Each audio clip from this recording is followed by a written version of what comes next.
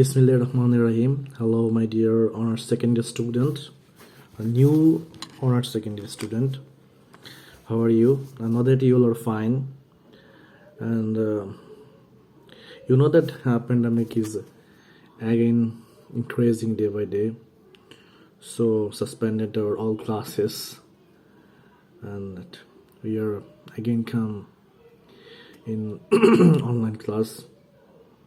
So that's not a good sign. It's not a good sign. So we again starting our online classes. This is not a good sign, but we do it. Thank you very much. Today I'm discussing about your new language topics, course advanced reading and writing. You know that in first year you were completing two courses about reading skill or writing skill, and both are related each other in this course. They are including both subject in this course, so this is not so much tough. This is easy if you are reading attentively. So let's start. First, I am discussing our about the pattern of the questions of 2019 question in National University. I saw the pattern, discussing about the pattern of question. আমি এটা বলার কারণ হচ্ছে যে অনেক student যারা আমি last কয়টা অফলাইন ক্লাস করাইছি, যেখানে দেখা গেছে তোমরা অনেক স্টুডেন্ট কিন্তু ক্লাসে উপস্থিতি মাত্র 10-15 জন এরকম আর কি। তো সেক্ষেত্রে আমি একটা ক্লাসে পেয়েছিলাম 2 জন, আর একটা ক্লাসে পেয়েছিলাম 6 জন, আর একটা ক্লাসে হয়তো 10-12 জনের মতো পেয়েছি। এর চেয়ে বেশি আমি আর পাই নাই। তো সেক্ষেত্রে আমি প্যাটার্ন ওদেরকে দেখাইছি। তারপর যারা প্যাটার্ন একবার দেখছো আর একবার দেখো, জানি বিরক্ত হবা। তারপর সকলের জন্য আমি একটু কোশ্চেন প্যাটার্নটা একটু বলতে চাচ্ছি, কারণ তোমরা জানো যে হচ্ছে যে ন্যাশনাল ইউনিভার্সিটি কিন্তু প্যাটার্ন সবগুলো সেম রকমেরই, যে 10 marks, 20 marks or 30 marks. So ওই কারিকুলামই আমরা আসি এবং ওই কারিকুলামই আমাদের থাকতে হবে। কিন্তু এইখানে একটু যেহেতু reading skill and writing skill both are related in this courses, so for this purpose I'm talking about some information, the question pattern. Okay, so let's start. 2019 question, subject code 221105. So first here we find a passage, number part A. Part A we find a passage, and here is some questions. 5 questions we are finding. 1 2 3 4 5 question, and answer the following or all 5 questions. And the second question, second term is answering any 5 question about writing skill. Then we find writing skill, 5 marks in coming from reading skill, which is you need a passage, and including 5 question, the answer is in this passage. And then we find writing skill. These 5 questions, marks 5, and the question is like a writing skills brief question. Example, what is coherence, what is argumentative essay, what is informal letter. That's all are the question style. These so part 1, part A is 10, number 10, or part B we find out 20 marks. Reading skill, in 20 marks we find reading skill, reading part 12 or writing part 8, total 20. Reading part we find that a passage, again we find a passage, and again we find 5 questions which is related, which answer is including in this passage. And then we find writing, and then we and here are the 5 questions. You are answering only 3 questions, 3 into 4 into 12, 3 into 4 equal to 12. This is the 12 marks. Then we find our writing skill is 8 marks. Here is we find 1 2 3 4 questions. You are answering only 2 questions, answering only 2 questions. 2 into 4 equal to 8. Total 12 plus 8 equal to 20 marks. So the writing skill and reading skill both are contributed 20 marks in part B. Then we when the part C part, here we find that when we are in first year, we are finding that the in reading skill, the first part C, we find a poem which is which obtaining mark is 50. But here we find a poem, but here the obtaining mark is 20. So 20 in writing skill and 30 in writing skill. 20 in reading skill and 30 is writing skill. So one poem is coming here. 4 question. 4 question. Out of 4 question, you are answering only 2 question. 2 into 10 in 20 marks. So we find reading skill in 20 marks, and then we are finding a writing skill. 5 question. We are answering only 3 question. 3 into 10, 30 marks. 30 plus 20 equal to 50 marks. So part C obtaining 50 marks.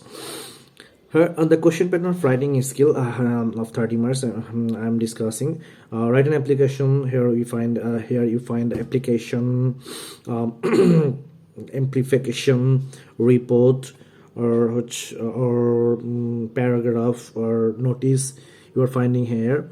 And before in honors first year in writing skill, you find those topics. So this is very easy for you. But if you don't reading regularly or attentively, or you are not hearing the lecture of reading or writing skill, so this is very tough for you. So today I am discussing about part A. Here we find part A, 5 marks reading, 5 marks writing.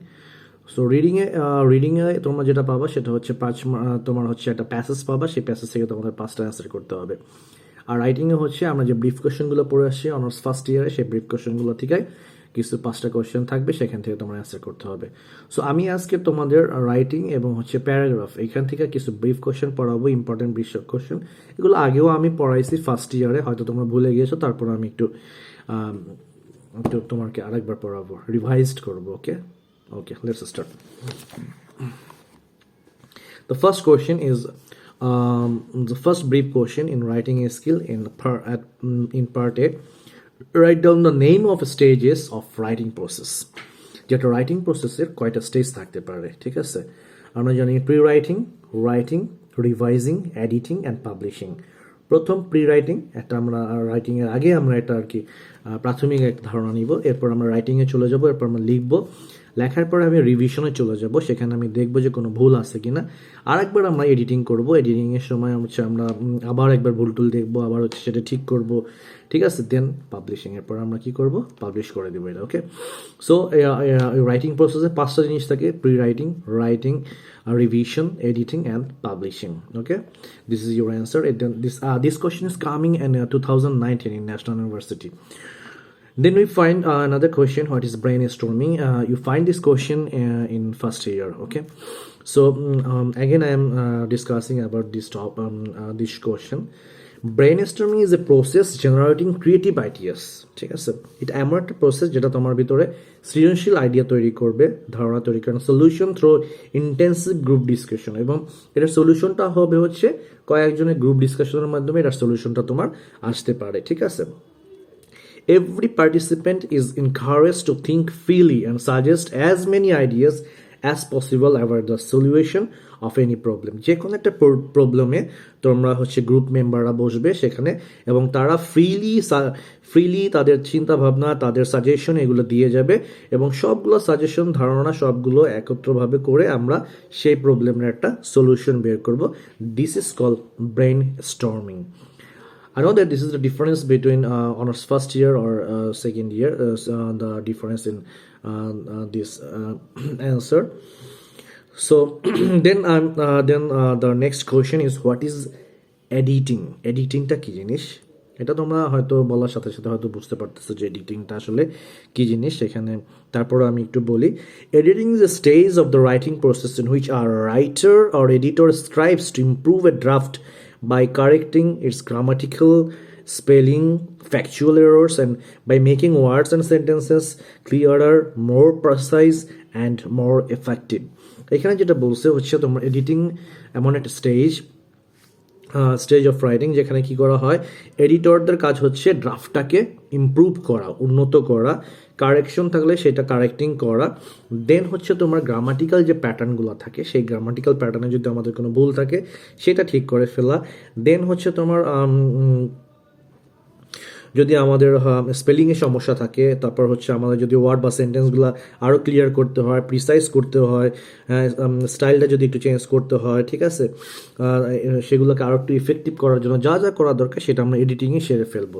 এই সকল কাজগুলো আমরা করব হচ্ছে editing, and that is call the editing. Then ওই another question finding here is what is proof reading. Proof রিডিংটা কী জিনিস, ঠিক আছে, আসলে প্রুফ রিডিংটা কী জিনিস সেটা আমরা এখন একটু আলাদা করে একটু জানবো। Proof reading means examining A text carefully to find and correct typological errors and mistakes in grammar, style and spelling. একটু আমি বলি, এটা রাইটিং প্রসেসের এমন একটা স্টেজ যেখানে তোমার কি হচ্ছে যে তুমি কি করবা, এক্সামিন করবা টেক্সটটাকে খুব ক্লিয়ারলি, এবং টাইপোলজিক্যাল যে কারেকশনগুলো আছে, যে তুমি টাইপ করতেছো সেই টাইপের ভিতরে যে তোমার কারেকশনগুলো ভুল হইতে পারে, যে A replace by B, B replace by D, এরকম হইতে পারে, ঠিক আছে। তো সেক্ষেত্রে এই ইররগুলো অ্যান্ড মিস্টেক, ভুলগুলো, যদি তোমার গ্রামারে কোনো ভুল থাকে, অ্যান্ড স্টাইলে কোনো ভুল থাকে, স্পেলিংয়ে যদি কোনো ভুল থাকে, সেগুলো আমরা এই প্রুফ রিডিংয়ে সতর্কতার সাথে কয়েকবার পড়ে সেই ভুলগুলো আমরা ঠিক করে নিব, ঠিক আছে। Then we find another question, what is plagiarism. তোমার মনে আছে হয়তো তোমাদের, একবার করে যদি তোমরা পড়ো, your reminding your examination, you find that plagiarism, this is plagiarism is copying the work of others and claiming it as one's own. Plagiarism হচ্ছে এক ধরনের হচ্ছে তুমি এটাকে চুরি বলতে পারো, ঠিক আছে, মানে হচ্ছে তুমি কি is copying the work of others, একজনের তুমি লেখা তুমি কপি করে ফেললা এবং কিছুদিন পরে তুমি বললা যে এটা আমার লেখা। This is call one type of theft বা চুরি বলে এটাকে এক ধরনের। সো প্লাগিয়ারিজম হচ্ছে কপিং করা, ঠিক আছে। ওকে, তারপর যেটা পাচ্ছি, what is a formal style. It is the style used in academic and business purpose. এই স্টাইলটা, এই যে ফর্মাল যে স্টাইলটা, সেটা হচ্ছে অ্যাকাডেমিক এবং বিজনেস পারপাসে ইউজ করা হয়। আমরা যদি একটা অ্যাপ্লিকেশন লিখি, আমরা যদি একটা বিজনেস পারপাসে একটা অ্যাপ্লিকেশন লিখি, অফিসিয়াল পারপাসে যদি একটা অ্যাপ্লিকেশন লিখি, তাহলে আমরা ফর্মাল স্টাইলটা আমরা কি করি, রিপ্রেজেন্ট করি, শো করি। And it includes a sophisticated vocabulary, যেখানে তোমার খুব ভালো কিছু ভোকাবুলারি থাকবে, সিরিয়াস টোনটা থাকবে খুব সিরিয়াস, এখানে কোনো হাসি ঠাট্টার কোনো টোন থাকবে না, অবজেক্টিভিটি থাকবে, থার্ড পার্সন পার্সপেক্টিভ থাকবে এখানে, and standard punctuation and standard spelling, এবং যে পাংচুয়েশনগুলো থাকবে সেগুলো স্ট্যান্ডার্ড পাংচুয়েশন থাকবে, এবং হচ্ছে তোমার আরেকটা যেটা থাকবে সেটা হচ্ছে স্পেলিংটাও তোমার স্ট্যান্ডার্ড থাকবে। So that's call the formal style. এটা তোমরা, আমার কাছে মনে হচ্ছে তোমরা রাইটিং স্কিলে যখন ফার্স্ট ইয়ারে ছিল তখন আমার মনে হয় না তোমরা এটা পেয়েছো। দেন another question is what is MLA style? Formal স্টাইলের পরে দেন আমরা যে কোশ্চেনটা পেয়েছি, this is call the question is MLA style. MLA স্টাইলটা কি? তো MLA যেহেতু একটা আছে তোমার হচ্ছে, তো এটার অ্যাব্রিভিয়েশনটাকে আমাদের জানতে হবে। MLA হচ্ছে মডার্ন, এল হচ্ছে ল্যাঙ্গুয়েজ, আর অ্যাসোসিয়েশন, এতে হচ্ছে association, modern language association, this is call MLA, modern language association. Okay, so এটা শুধু এতটুকু যদি লেখো তাও তোমাকে এক দেওয়ার কথা। তারপর আমি একটু বলি, style is a system for overall formatting and documenting sources in scholarly writing, specially in liberal arts and humanities. Liberal এবং হিউম্যানিটিসে তোমার দেখা যাচ্ছে ডকুমেন্ট, সোর্স, এগুলো সব লিখে দিতে হয়, সেটাকে আমরা MLA বলি, অ্যাসোসিয়েশন, মডার্ন ল্যাঙ্গুয়েজ অ্যাসোসিয়েশনে। Then this is very important question, what is appendix? অ্যাপেন্ডিক্সটা কি জিনিস? অ্যাপেন্ডিক্সের সম্পর্কে তোমাদের পরিচয় আছে, তোমরা অ্যাপেন্ডিক্সটা বুঝো, কিন্তু হয়তো দেখেছো অনেক জায়গায়, কিন্তু এইটাই যে appendix, that is the appendix, you don't know. You have introduced you introduce with appendix, but you don't know what is appendix. Okay, আমি একটু বলি, appendix is a section at the end of a paper that includes information that is too detailed for the text of the paper itself and would burden the readers or distract them. এটা হচ্ছে তোমার কি বলছে যে section একটা পেপারের ইন্ডের দিকে থাকে, ইনক্লুডস ইনফরমেশন, যেখানে কিছু ইনফরমেশন দেওয়া থাকে এবং ডিটেইলড ইনফরমেশন দেওয়া থাকে for the text of the paper, ওই পেপারের যে টেক্সট থাকে সেটা সম্পর্কে ডিটেল তোমার হচ্ছে সোর্সগুলো দেওয়া থাকে। এটাকে আমরা কি বলি, লাস্টের দিকে যেগুলো দেওয়া থাকে, ধরো লাস্টে কিছু ওয়ার্ড দেওয়া থাকলো, সেই ওয়ার্ডগুলোর মিনিং দেওয়া হলো এবং এটার উৎসটা বলা হলো, একটু ডিসক্রাইবলি বললো, ঠিক আছে, দ্যাট ইজ কল অ্যাপেন্ডিক্স। ঠিক আছে, এটাকে আমরা কি বলি, অ্যাপেন্ডিক্স বলে থাকি। তাহলে হচ্ছে রাইটিং থেকে আমি হচ্ছে 1 2 3 4 5 6 7 8 question, 8 brief question are discussing here. Writing process, brainstorming, editing, proofreading, plagiarism, formal style, MLA, and appendix.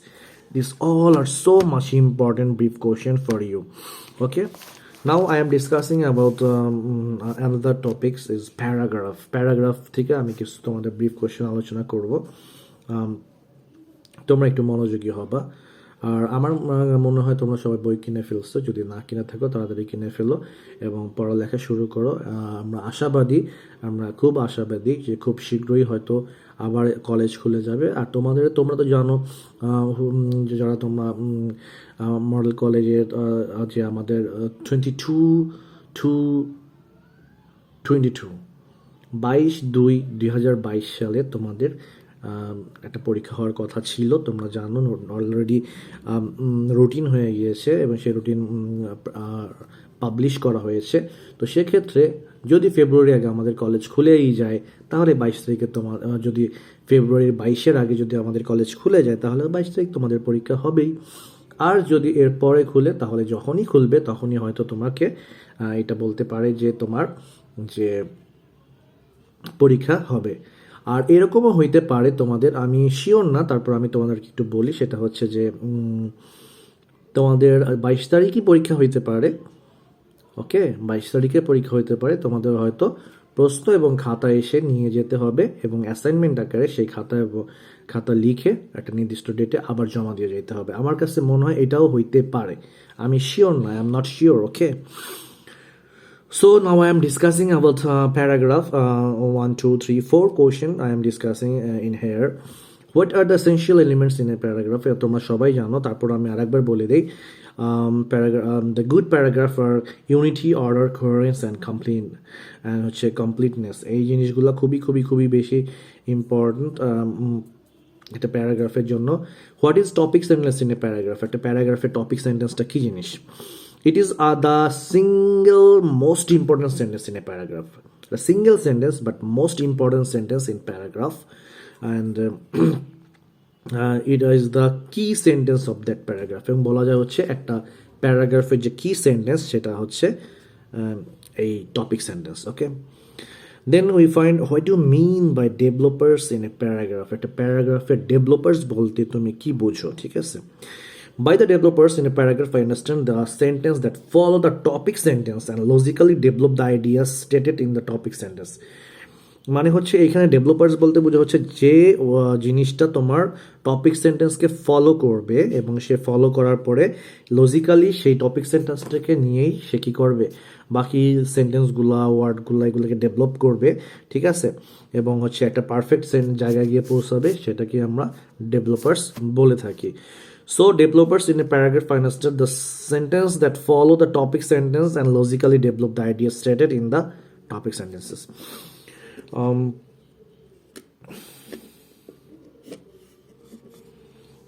আর একটা কোশ্চেন আমি একটু আলাপ করতে চাচ্ছি,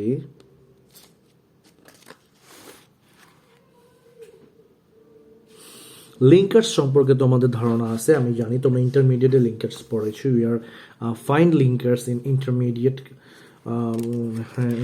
HSC। সো লিঙ্কার্স হচ্ছে কি connecting some word with connecting some sentence. Linkers are words or phrase, এটা এক ধরনের লিঙ্কার্স হচ্ছে এক ধরনের word or phrase that link one idea or sentence of a piece of writing to another. একটা idea বা সেন্টেন্সকে কি করে একটা রাইটিং এর মধ্যে তোমার কি করে একটার সাথে একটা লিঙ্ক করে দেয়, সেটাকে আমরা কি বলে থাকি, লিঙ্কার্স বলে থাকি, ঠিক আছে। সো একটা লিঙ্কার্স, এটাকে আমরা যেহেতু বলছি তাহলে আরেকটু আমি একটু পড়াই দিই। Mention the importance of linkers. The importance of linkers is to link one idea or sentence of a piece of writing to another. একটার সাথে আর একটা সেন্টেন্সের যে লিঙ্ক তৈরি করে দেয়, যে আইডিয়াটা হয় সেটাকে আমরা কি বলি, লিঙ্কার্স বলে থাকি। So this is the linker. So today I'm discussing some brief question about writing or paragraph. So this is very important class for you, and I'm completing my class today. So thank you very much. Stay safe in your home and take care of your parents. Thank you very much. Assalamu alaikum. Allah Hafiz.